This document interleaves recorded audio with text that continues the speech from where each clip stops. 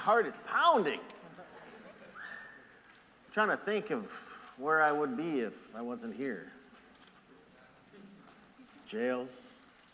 Maybe not to jail yet, but getting there. Probably by sometime in the AM. You all deserve to give yourselves a hand. I mean, you are here on New Year's Eve.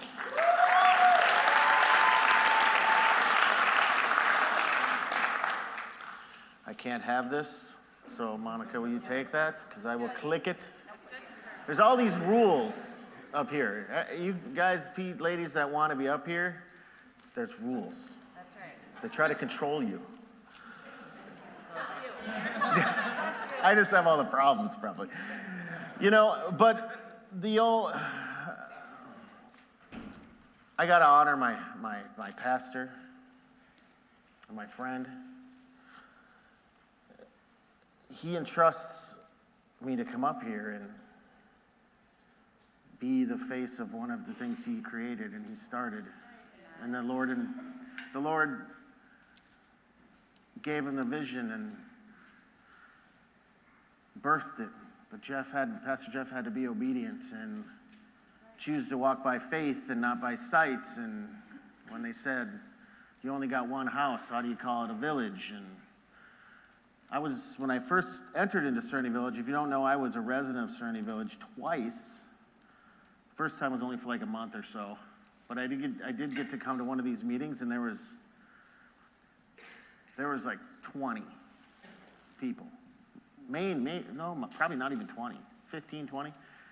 I mean, it was awkward. Well, I mean, I go to big meetings so I don't have to interact with people. Go with 20 people, they're gonna call on you. Percentages are gonna say.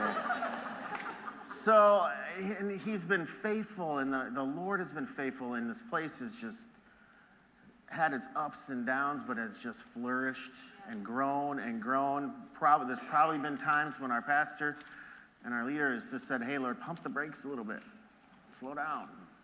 Let me get my feet under me. But the Lord knows us better than we know ourselves, and he knew and he saw what this was going to do and how many people it would impact. That there would be this many of us here on a New Year's Eve, which just still boggles my mind. I mean, I actually wanted to come. I mean, even if I wasn't speaking, I would be right there. I wanted to come. I don't even have plans for after this, so it's not like I'm waiting to go somewhere else after. I can tell you that I did come to some meetings before where I knew where I was going after, if you know what I mean. And there's probably some of you here now that either have it in your sock or in the car or maybe in your bag. Don't do it. Tonight you have an opportunity. You have an opportunity not to be a slave anymore. And hopefully by the end of the night, Lord willing, you'll make a choice to live. Because though we thought we were living out there when we were calling the shots and being God of our own world, we weren't very successful at it, were we? I mean, nobody would want to live in my planet, I'll tell you that. You were definitely going to be a slave. And I was going to take advantage. Well, we're a slave. I don't want to be a slave anymore. And not just to drugs and alcohol, but our fear, our worry, our anger. It's not necessary. But it's impossible in your human flesh not to be a slave to that. You can try hard, but there'll be no consistency. And there's nothing worse than not being consistent. You can't stand it. Anybody a business owner here and you got an employee that's not consistent? Can't count on them? I mean, try being married to someone that you're afraid to bring something up because their anger is sometimes under control and sometimes not. If you want to know what that's like, ask my wife. We laugh, but it's not very funny. Come on. It's not. I'm working on that, though. I'm working on that. So tonight you have an opportunity. In Deuteronomy 3:19 out of the NIV, it says this: "This day I call the heavens and the earth as witnesses against you, that I've set before you life and death." This is life and death. You don't get in this room being a part-time addict, I can tell you that right now. I don't know anybody that made it into these rooms with a fat 401k and a sweet house and everybody loved them and it was all perfect. They're just coming here because, I don't know. I drank too much yesterday, but, it's no. You need to be thoroughly convinced that there has to be another way. And if you're not thoroughly convinced, go get thoroughly convinced. I just pray it doesn't cost you your life, because that's what will happen. But our egos will tell us, it ain't going to happen to me. It'll happen to that guy. I'll be that one out of a million. If you like those odds, I can't stop you. But he can.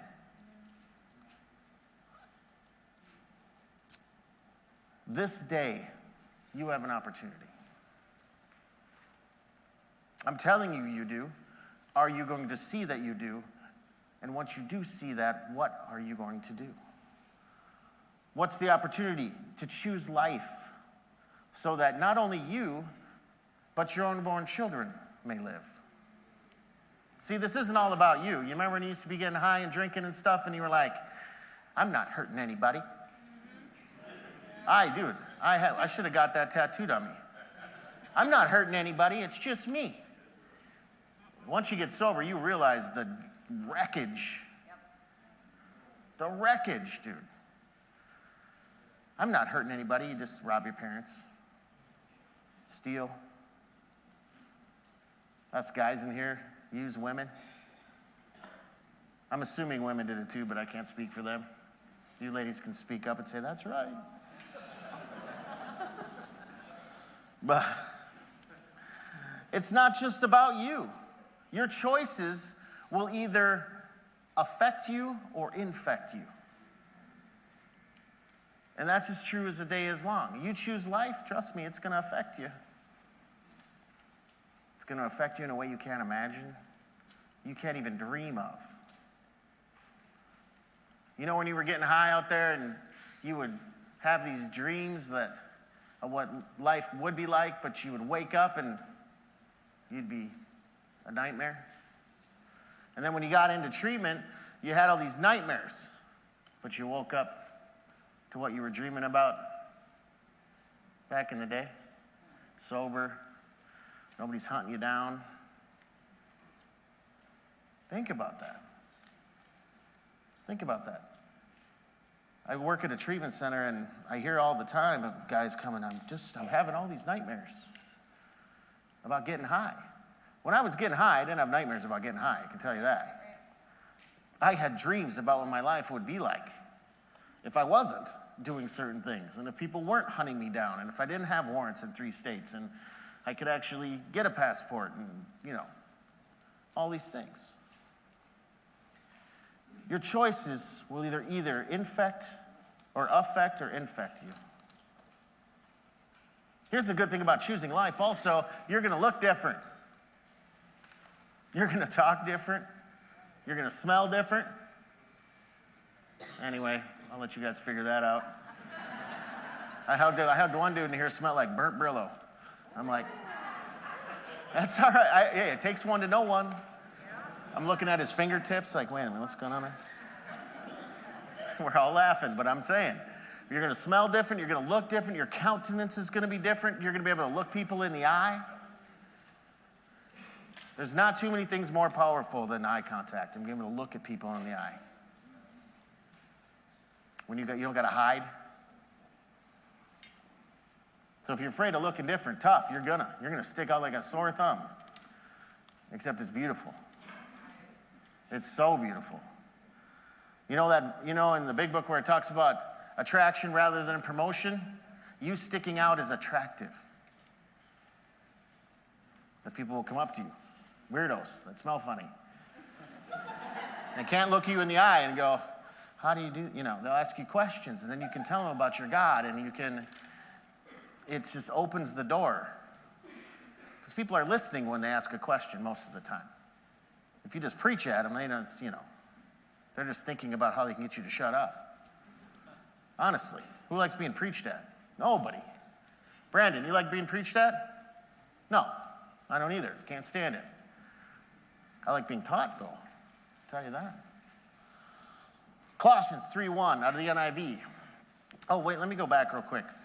Where it says in deep, bold print, choosing life means, well, the rest of these verses, well, just about all of them, are all going to be things that when you choose life, you're also going to be choosing this.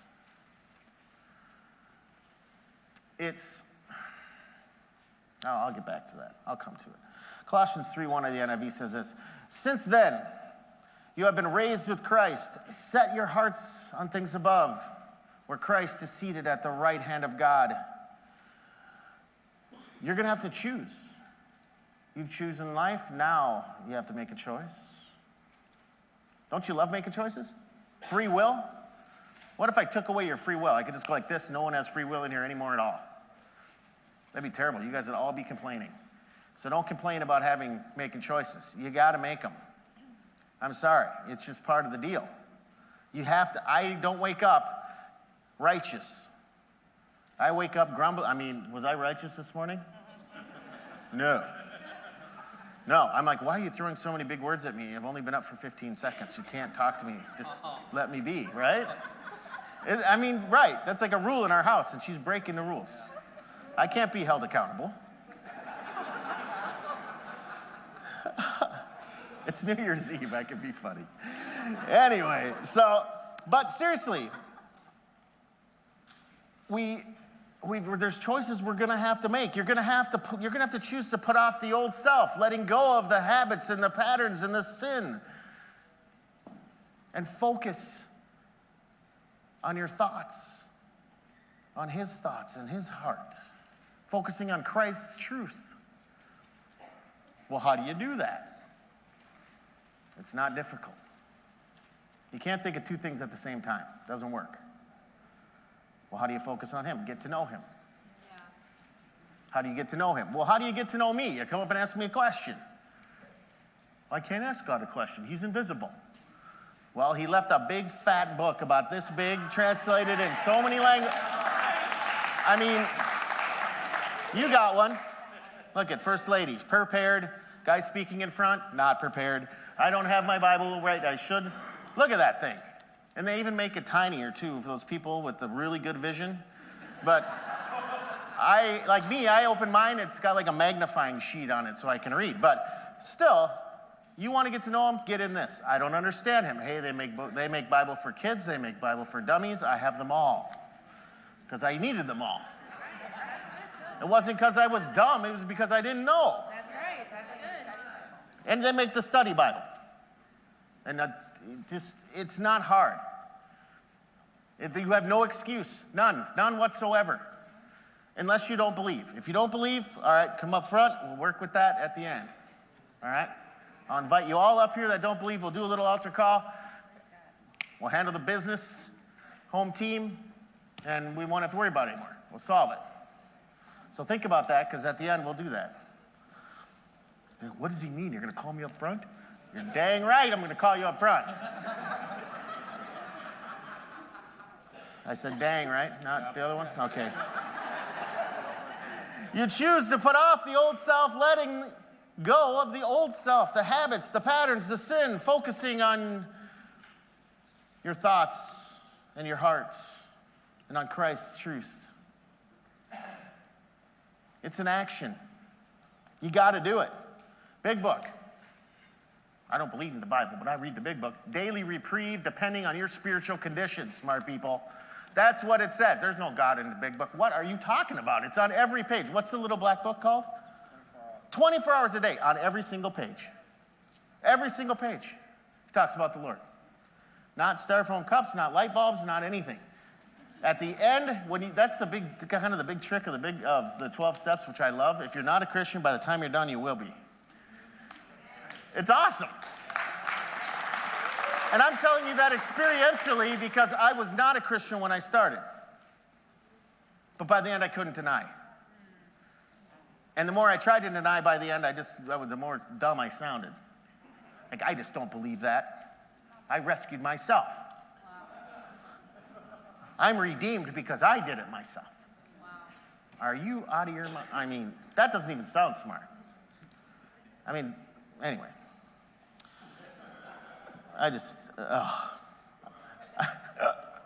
Psalms 31, 3-4. Since you are my rock and my fortress, for the sake of your name, lead and guide me. Keep me from the trap that is set before me, for you are my refuge. You have to choose to be guided and led. I can't find my way. I'll tell you that right now. Haven't shot dope in 23 years, haven't drank in 12. I still can't find my own way. Not for long. Remember I said consistency is a big problem with us?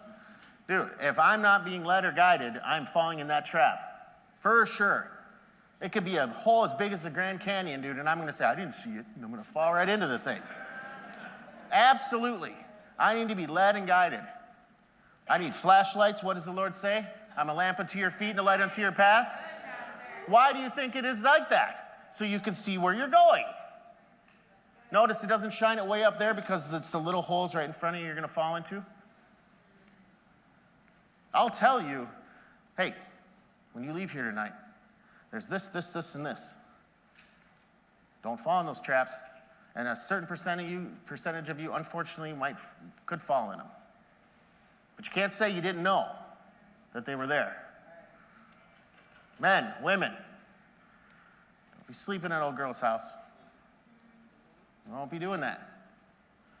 Well, I'm just going to go have a Pepsi. You know what? And this is how the devil works, dude. He'll let you go have a Pepsi once. And maybe twice.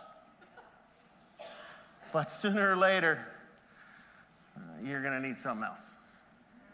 You just will. I could talk myself into anything. It's shocking how easily I can do it. I get the best idea on the planet. I tell my mentor or sponsor, and they look at me like, they can't even imagine. They can't even believe it's coming out of my mouth. All my ideas are good. Fantastic. But if I tell them to someone, that's a whole nother story. Tell on yourself. The reason you have people in your life, the Lord puts people in your life, is for you to tell them what's going on. To be led. To be led. To be guided through things. It takes humility to be led and to be guided because basically you're saying, listen, I don't know it all. And I need help. Help me. The only thing I know how to do is screw things up. Now, there's plenty of things I'm good at, but I'm not great at anything. So I need to be led. There's always someone that knows more than you. And I want to talk to the person who's a stinking expert or hears from the expert, and the expert's him. Yeah? I want to be led by someone that's walking with him. I don't want somebody that's walking in their own geniusness. You know people like that? That are just, some of you are surrounded by them right now. You know, the guys and gals that might be in this room or were probably in your treatment that cared more about their circumstance than they did about their God. You know that guy?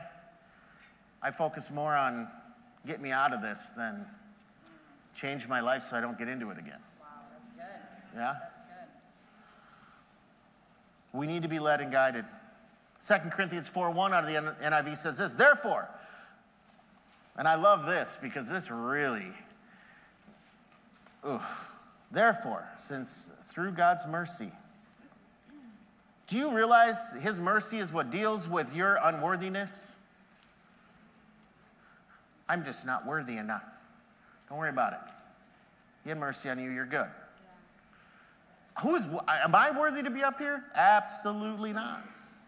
There is nothing on this planet that says, yeah, you put him up there. That's where he belongs. No way. No way. His mercy deals with our unworthiness. We don't lose heart in the midst of difficulties. Because his mercy deals with our unworthiness, when difficulties come, we don't lose heart. We don't lose heart. Now, does he leave us all by ourselves just to figure this out? No. Remember, we're being led and guided. He puts people in our life who see you, who know you better than you know yourself. That can tell, hey, he's losing heart a little bit. All right, let's surround him. Let's help him out. You're not in this life by yourself.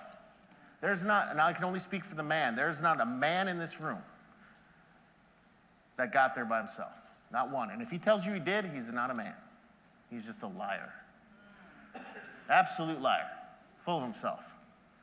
And he's deceived more than you, so you should run, man, the other way and find someone that has a village around him. Because the only reason I'm standing up here is because of the people the Lord put in my life. And Pastor Jeff was one of them. I mean, if I had more time, well, it's not really proper, so I won't tell you, but how we met. Oh, dude, craziness. And he was doing good, by the way. I was the one that was bad. Like, this is when he had enough spankings and got his head on straight, and the village was just real small. Me, I was still figuring out how to get out of my circumstances. 2 Corinthians 4:18 says this, so we fix our eyes, not on what is seen, but what is unseen. Since what is seen is temporary, but what is unseen is eternal. This is Paul writing this. And what Paul is describing to you is this. This is his reason for refusing to lose heart, because he has his eyes fixed on the Lord. He wrote this in the midst of prison time. Things were not going good for him. Wrongly accused, da-da-da-da-da. I mean, he had no reason not to lose heart. Everybody that would read it would be like, man, I can see why this guy's pouting and, just having a bad attitude. No. He didn't lose heart. How didn't he lose heart? He kept his eyes fixed on him. How do you keep your eyes fixed on him? You have to make the choice. Right, that's right. You have to. Here's the thing, is that when we keep our eyes fixed on him, what we're really keeping our eyes fixed on is an eternal glory that's only found in him. That's what we're doing. It's not rocket science or calculus. We make it out to be. I mean, you put the simplest little thing into our brains and we turn it into, some just ridiculous math problem that only two people in the world could figure out. It's not difficult. It's 1 + 1, you and him. That's it. You and him. But then there's more. Because then he puts, look at, it's not just me and him up right now, it's me and all you. That's right. You're not alone. Hebrews 12:28. Choose gratitude. If you are miserable in your recovery right now, you're not recovering. If you don't look different than you did, if you've been in Serenity Village for 2 months and you look and smell the same as you did when you first got here, you are not in recovery. And we laugh about that, but that's just, I don't mind uncovering the shortcut people. I'm telling you, don't take shortcuts. First of all, we can all tell. So it's not a secret. You think it's a secret, but it's not. I was the shortcut person. I'm only telling you this stuff experientially, not because I heard it or read it in a book. Don't be the shortcut person. Or else you'll be 35 or 65 before, if you're lucky and you don't die, before you're able to get it right. You 20-somethings, dude, take advantage of this opportunity, or I guarantee you, you'll be back in this room if you're lucky.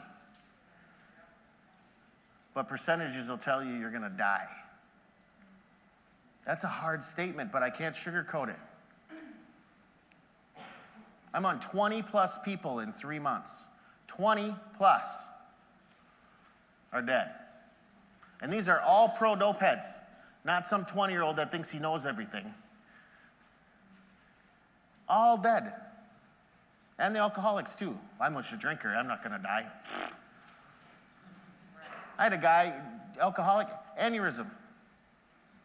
Probably wouldn't have had the aneurysm, wasn't thinning out in his blood with drinking all the time. He'd still be here. Just saying, doesn't matter what you're using. You're not in control, you're a slave, right? You're a slave, you can't call the shots. I know what I'm doing. No, we don't know what we're doing. We don't. Hebrews 12:28 says this, therefore, since we are receiving a kingdom that cannot be shaken, that's what you're trading. Being God of your own planet, which is totally sucked,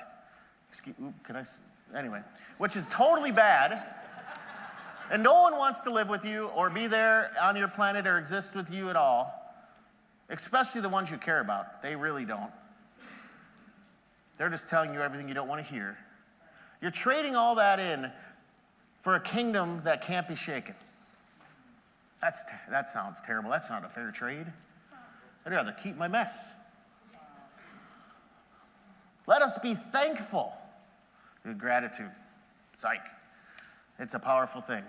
Super powerful. I like being around grateful people. You've heard Pastor Jeff say this before. Misery demands company. Absolutely it does. Absolutely it does. The treatment center I work at, my door is like, I don't know why I'm in this office, but it's strategically placed. I can hear everything. From the basement to upstairs to everything on front of me. Someone comes out into the day room and it's like maybe this big from here. And they start complaining about something. I'm telling you, it's like,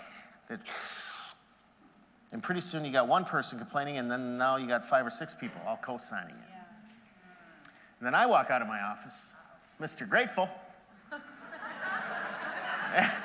And they flee like roaches with the light turned on. You got to be grateful, dude. I mean, it's hard to have gratitude sometimes in our circumstances. I agree, right? I'm not trying to float around like everything's perfect all the time. No, it's messy. Yeah. We are perfect at messing things up. I mean, I'm sure some of your rooms right now, just messy. Your cars right now, just messy. Messy, messy, messy, messy. And then you wonder why your relationships are messy. Messy. Messiness. We're good at it. It's hard to be grateful sometimes. Hard to be. But you got to choose to be. How do you choose to be? Well, let's go back to the first one. What's it say? Set your hearts on things above. Fix your eyes on Jesus, the author and creator of your life. That's so hard to do. No, it's not. Now, is it going to look different? I'm kind of in between Pastor Monica and First Lady, Pastor Monica. Ooh. I am kind of in between Pastor Jeff and First Lady Monica, where I don't roll out of bed on my knees and pray, but usually on the way to work, and definitely when I get to work, because something's most likely happened on the way to work where I need to pray. Anyway, I'm just uncovering myself in my driving. Dude, you know what I mean. Anyway. But here's even better. When you choose life, you choose to be grateful but we reverence. There's a respect. Right. Not a type of respect where you know, if you were ever in prison, you had to kind of fake respect the people that work there, when really what you wanted to do, you know. This is a reverent respect. This is, like, I know you could crush me in 2 seconds, but you love me. And there's nothing I can do to mess that up. Nothing. Can you imagine having a father like that? That doesn't discipline you out of his own crap? I would love that. Now remember, the Lord corrects those he loves. I'm not talking about correction. Correction is good. But when you get the taste smacked out of your mouth because the human is emotional, that's a problem. I got a cracked cheekbone for that. I might have deserved it, but there's maybe something.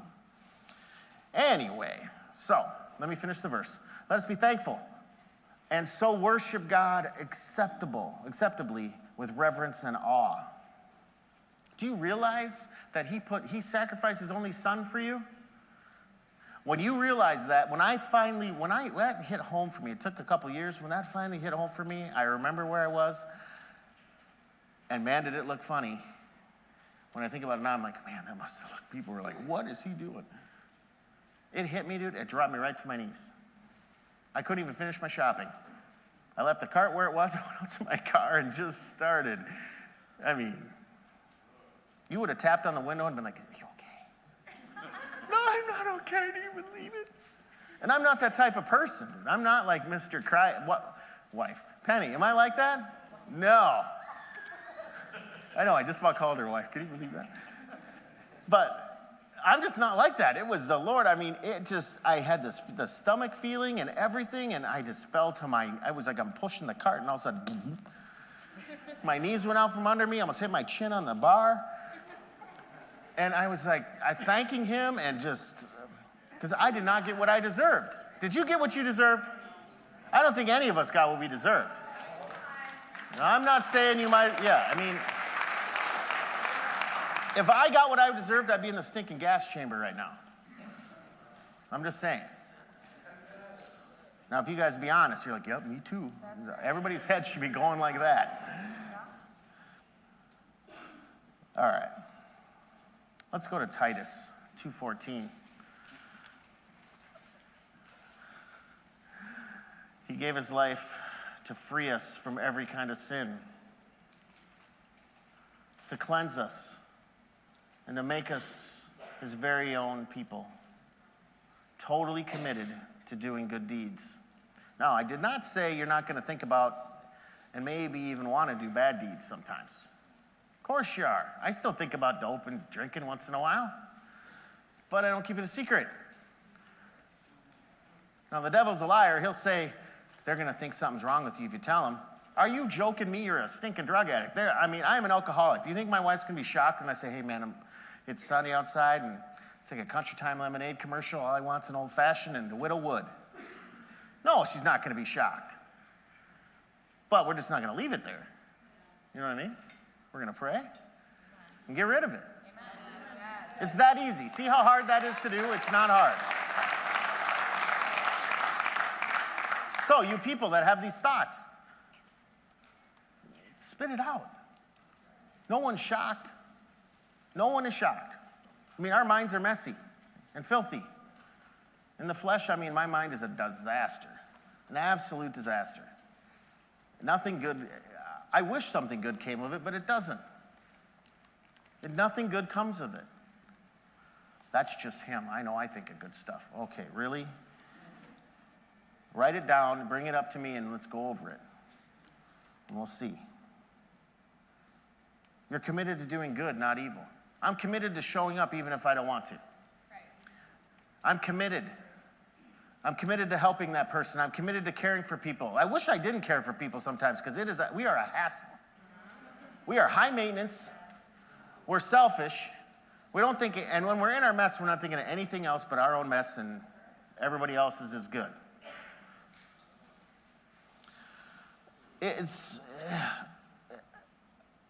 I think about it. And where I work, it's all about, I'm surrounded by all of us constantly. 50 people just like me. I get sick of myself in 2 seconds. I mean, it only is the Lord. It's only his calling on my life and on your guys' life. You have to choose to be committed on a daily. There are days I don't feel like it. There are days I don't want to come to church. Oh, he's a pastor. What if Jeff hears this? Pastor Jeff's going to hear it. Really? There are days I just want to sleep in. Are you going to go to 2 services? I don't want to go to 2 services. Why do I got to go to that night service anyway? I love that night service. Who goes to both services in here? Anybody go to both? I mean, it is insanity. It's amazing. The night service is like, ew. It's just amazing. The day service is amazing. The morning service is amazing too, but on a different level. Not that one's better than the other. It's just different. And to get, when you taste them both, oh, I'm telling you. Sunday's just for church. My flesh wants it to be for fishing, though. I'll tell you that right now. I haven't been able to watch a Wild game on a Tuesday night in 12 years. Why? Because I'm at a meeting. But you know what? I'm not drinking.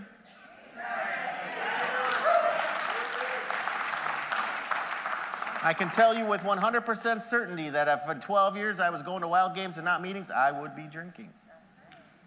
How could he say that? Because I know myself. There is nothing in my history that would tell you that that would not happen. It would happen. I would convince myself that it's okay to have one. Exactly. One. Year later, just a disaster. If we're lucky, because it kills us. That's right. Jails, institutions, death. All right. What time is it? 7:41. Gotta hurry.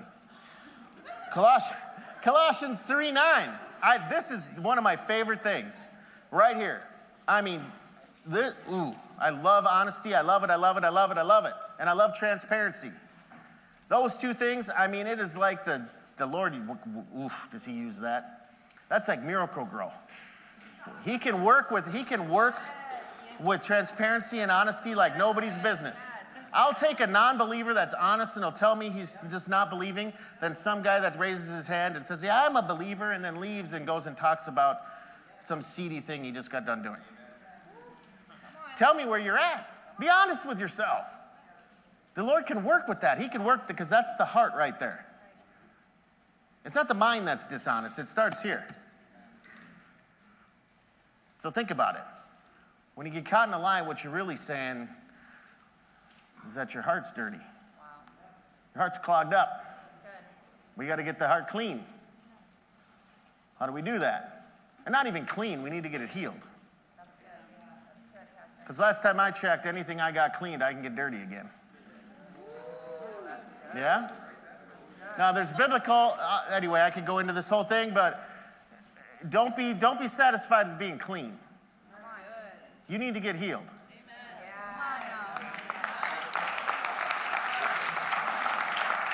You have to choose to love people. 1 John 4:11 says this, dear friends, since God loved us, we ought to love one another. God loved us in our stink. How dare am I not going to love you because I just don't like you. Really, I just don't like myself. You're not going to love people. You're not going to love people. You're definitely not going to respect people, and part of loving people is respecting them. Men in here, don't. She's the one. But you don't even love yourself. I love her. What do you mean? What kind of love? What are you talking about? God's love? Do you want the best for her? If you want the best for her, then you're not the one. That's a tough pill to swallow. That's a man pill, not a little boy pill. Little boy pill doesn't want to hear that. They say this, I'll show you. And then they do. Just telling you from experience. I've done that. Colossians 3:9. I actually skipped and messed around here, but Colossians 3:9 is the one about honesty and transparency. It says this, do not lie to each other, since you have taken off the old self and with its practices. Who loves Jesus in here? If you don't, that's all right. Just be honest about it. And I saw plenty of people didn't raise their hands. Perfect. You're being honest. Don't be shocked. Don't be shocked when what happens, because what happens is he can work with that hard heart. He can work with that, I think I know it all, because I had a hard heart and I thought I knew everything. It takes a big piece of humble pie to say I don't know everything, but it also takes, see, we think we got this big hard heart and we're all hard, but it also takes, there's a little tenderness hidden in there to say, listen, I'm just not there yet. And I'm telling you, all it takes is just a what is that, mustard seed? Just a tiny little bit, dude, and that honesty is all he needs. That's all he needs. And then all of a sudden,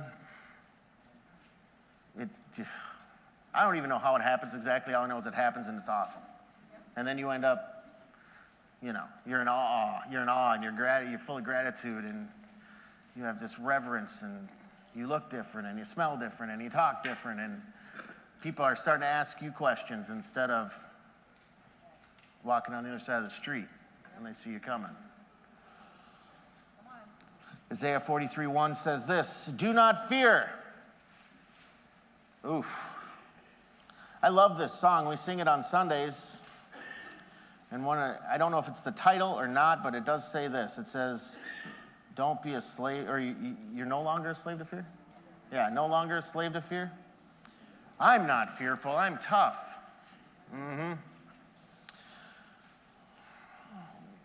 I'm the biggest scaredy cat on the planet in my flesh, I'll tell you that. And I cover it up with being angry. I'm afraid of not having my household in order. I'm afraid of not having a good marriage. I'm afraid of you guys not or thinking bad of me. I'm afraid of, I'm trying to think of what else I'm afraid of. I don't know. I'm sure there's a lot, but I'm afraid. But with him, I'm not. How is that possible? Because I'm not focused on me. I'm trusting in him. And when you trust in him, dude, you don't got to worry about the outcome. All you got to worry about is the effort. You just got to worry about showing up. You show up, he's going to take care of it.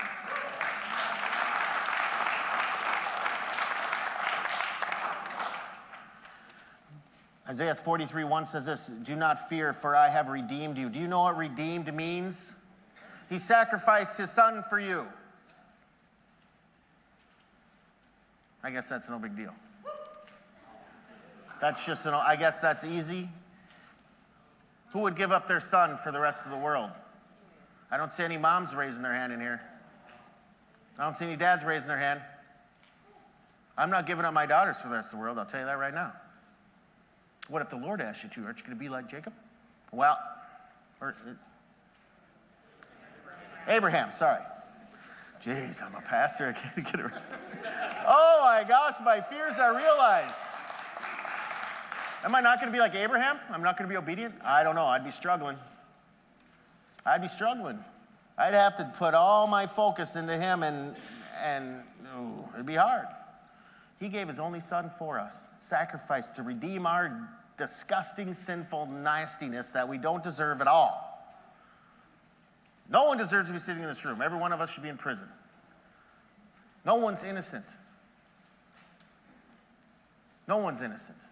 And we all would be if we got caught for everything we did.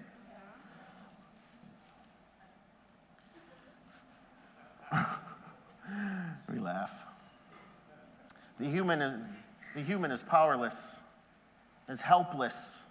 You can't redeem yourself. 2 Corinthians 5:7. We walk by faith, not by sight. We choose to live our day-to-day lives by faith. Remember I said back in the big book says daily reprieve depending on your spiritual condition. That is absolutely 100% a fact. You've got to choose. I've got to choose to get in his word. I've got to choose to get to know him better. I've got to choose to be around like-minded people. I've got to choose to listen to the people he puts in my life. I've got to choose to trust. Don't give me, oh, I can't trust in here. You trust the dope man, didn't you? We were friends. I knew what I was getting. I mean, that doesn't even sound smart. I mean, this is, anyway. So, where are you at today? I've been talking a lot about who the Lord puts in your life. Well, in Hebrews 12, 1 and 2, don't take my word for it, let's take his. Who do you surround yourself with? Therefore, since you are surrounded by such a great cloud of witnesses, everybody who loves the Lord, raise your hand. Now, everybody who doesn't, that's okay. No, keep your hands raised. Everybody who doesn't, it's okay. Well, the Lord meets you where you're at, but look at the witnesses that are around you. Is everybody in this room wrong? All right. Answer yourself that question in silence. Yes. You held it up there long enough. I'm like, well, maybe I'll just hit it. I do. I love them. I'm telling you. I mean, love doesn't even begin to, it's not even, it's just so down there on the scale. I wish there was a better word, but there just isn't one in the human dictionary that can describe it better. Therefore, since we are surrounded by such a great cloud of witnesses, let us throw off. That is your responsibility. I know we don't like the R word, responsibility, but it comes with it. You want to be responsible, right? You want to call your own shots and be in control? Well, here you go. Let us throw off, which means you are responsible, everything that hinders and the sin that so easily entangles us. And let us run with perseverance. That's the effort. I'm not just talking normal running. I'm talking like running uphill against the wind, no shoes on, for like 20 miles, and you're on the 20th mile and not a bathroom in sight. You're going to have to persevere.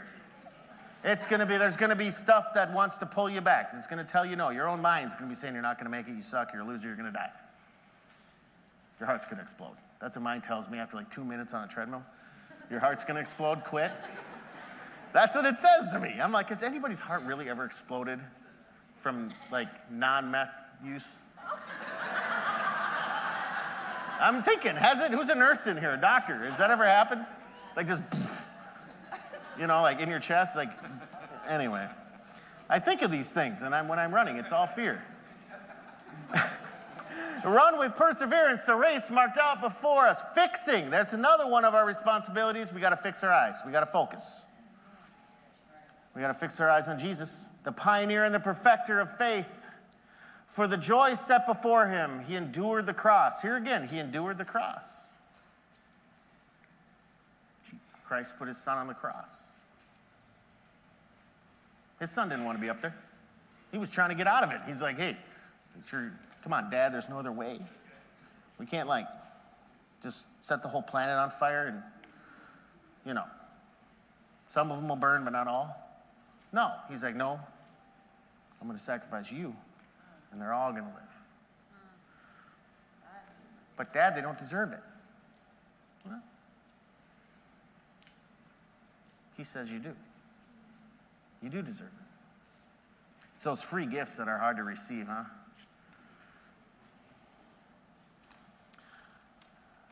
Where was I? Oh, for the joy set before him, he endured the cross, scorning its shame, and sat down at the right hand of the throne of God. Who do you surround yourself with? Do you surround yourself? And you know who you are. I knew who I was in this room. I sat in this room for a couple years surrounding myself with just enoughers. They don't understand me. I'll do this, but my other hand's over here doing this. A la carte recovery. A la carte life. You know what a la carte life is called, and a la carte recovery is called, and a la carte Christianity is called? Slavery. Wow. That's what it's called. You aren't any different. You're just an addict without the dope. And that's hard, but it's true. Those are fighting words. He doesn't know me. Yes, I do know you. How do I know you? Because I'm you. Shortcut, girlfriend having, distracted disaster. I missed most of my 20s till I was 32. Why? Because I was in prisoner treatment. Why was I in prisoner treatment? Because I was a shortcut, non-listening, girlfriend having disaster, thinking I knew what was best for me. You'll listen sooner or later. I wish there was if there was a different way, I would tell you. It wouldn't be free though, like this information. I would charge you for it. I'm just saying, that's just, hey, I ain't gonna give you, my flesh is not gonna give it away for free. I mean, I'm gonna make money.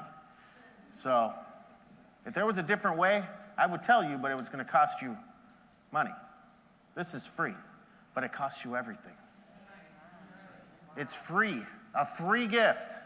Just like grace, just like mercy, just like forgiveness. Nothing you deserved to get it. Nothing I deserved to get it. It's free.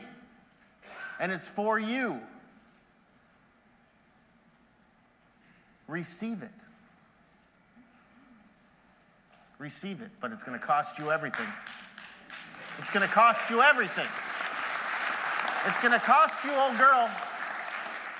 It's going to cost you, old girl. It might even cost you friends. It might even cost you some family. Yeah. Don't worry. One of the Lord's greatest businesses is reconciliation. If your family, dude, trust me, he's healed my family like nobody's business. And I will trust there's more healing to do. I don't have to sit there, manipulate it, and stay up late at night and have nightmares and try to figure it out and worry and be in fear because I know the Lord's got it. He's going to handle the business. He can, dude, he's the best surgeon on the planet. Or not, well, whatever, but he's the best surgeon. He can handle anything. I give it to him. I just stay obedient, and he's going to work it out. That's the same with you, same with everybody in this room. Now, real quick before we end, this last verse is a big one. Remember how I started this day out, this meeting off. This is an opportunity. You have an opportunity right now. Are you going to choose life? In Hebrews 4:7, in the NIV, it says this: God again set a certain day, calling it today. That means right now. Not tomorrow, right now. Right this very stinking second. The reason you woke up this morning and came to this meeting, even though you didn't know it, was for this. So listen. Calling it today, for he did, when a long time later he spoke it through David, as in the passage already quoted, today, if you hear his voice, do not harden your hearts. So right now, it's as good a time as any. Are you going to choose life? If you're going to choose life, I need you up here. If you're going to choose life, you need to be up here right now.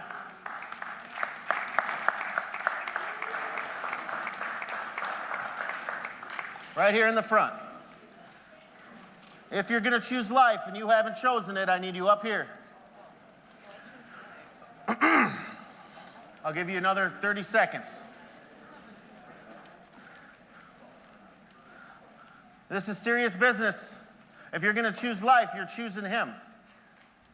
You're saying, I'm not God, and where my life comes from, it comes from him. So I want you to repeat after me. Heavenly Father, I acknowledge that you are God. And here's the big one. I am not. I'm tired of being my own God. Please forgive me.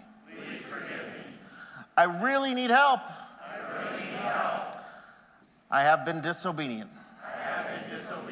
And I am now sorry for my sins. I believe that Jesus Christ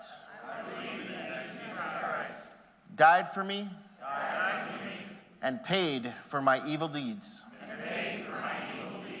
Come into my heart. Live inside me. And be my personal Lord and Savior. I turn away from evil. And I choose your will and your life. I believe with my heart.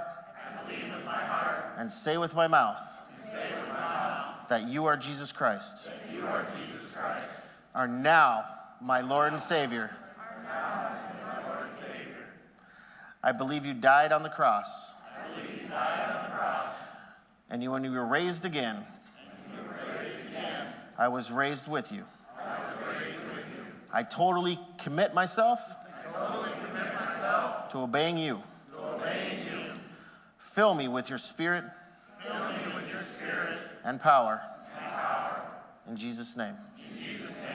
Amen. Now it's done. I want to tell you all good night, well done, and be safe. Make it back for Sunday.